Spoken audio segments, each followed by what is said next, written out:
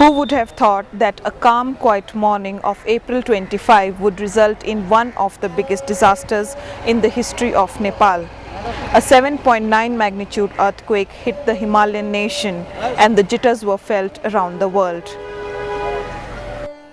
The 7.9 magnitude tremor was followed by 3 aftershocks of magnitude ranging from 6 to 4 on the Richter scale, forcing people to run out of their homes, and those who could not escape were buried under the debris of their own houses.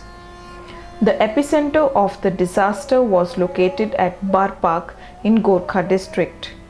Nearly 8,000 people have lost their lives in the tragedy, and the figure is expected to go up as more bodies are taken out of the rubble by rescue workers.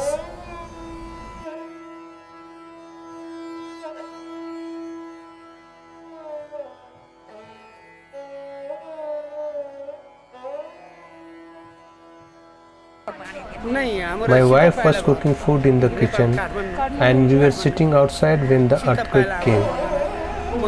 We could not do anything but to see the kitchen slab falling on her, and then eventually the whole house crumbled upon her. Her body was taken out after a 4-hour-long rescue operation. The natural calamity which hit Nepal after over 80 years resulted in the massive loss of property. Over 100,000 houses were completely destroyed and nearly 78,000 houses were left damaged.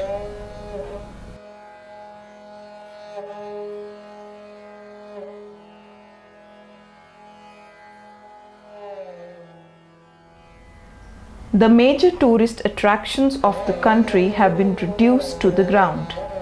The 9-story UNESCO World Heritage Dharhara Tower in the national capital Kathmandu has been destroyed beyond recognition.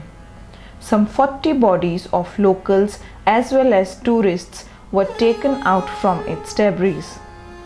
The famous Darbar Sahib, both at Kathmandu and nearby Bhaktapur district, have also been badly damaged, with locals flocking to see the destruction caused by the earthquake to these buildings, which once used to be the pride of the country.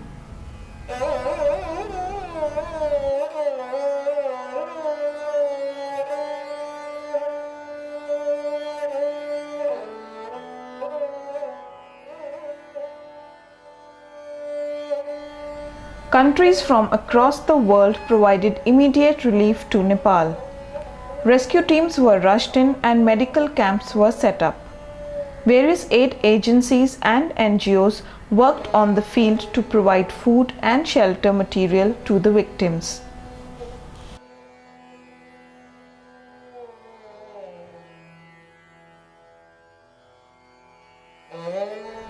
With no home and money, people are forced to stay in the relief camps. While some are trying to move on with their life, some are still struggling to overcome the trauma and shock of the earthquake. Lack of privacy and unhygienic conditions at the camps are making their life more difficult. They complain that even the food material distributed to them is insufficient.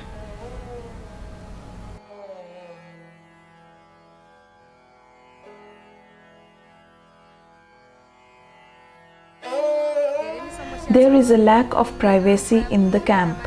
There is no specific bathing place for women. The mobile toilets that the government provided are dirty and stinking. We are given 2 packets of noodles, a packet of biscuit and a water bottle.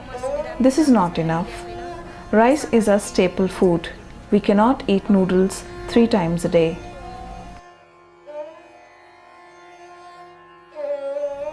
The situation has been particularly acute for children, many of whom did not even know what an earthquake was.